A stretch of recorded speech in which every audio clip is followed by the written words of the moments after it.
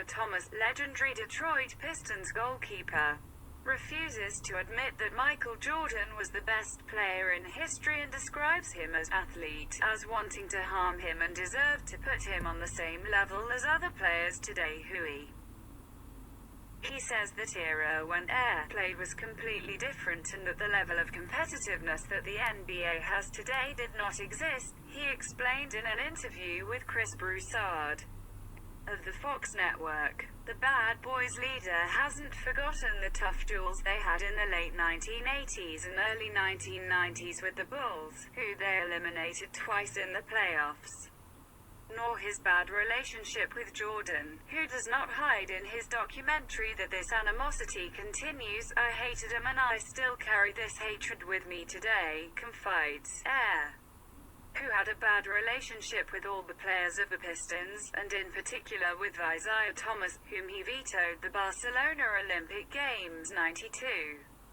Thomas should not have forgotten either, and perhaps for this reason that he does not ignore it by placing it at the level of certain current players. I think that this generation does not receive enough credit for what, because athletes of this generation are so much better than my generation. Jordan was the best athlete we have ever seen, athletically, but there are about 10 to 11 boys in the NBA right now with his athleticism.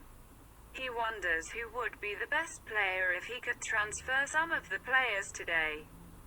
So we didn't have this athletic ability. With what Kevin Durant and LeBron are doing, if you could put him in the era of the 80s with your talent, your athletic abilities and your skills, who would be the GOAT? Thomas wondered, since LeBron more complete than Jordan for 2 years.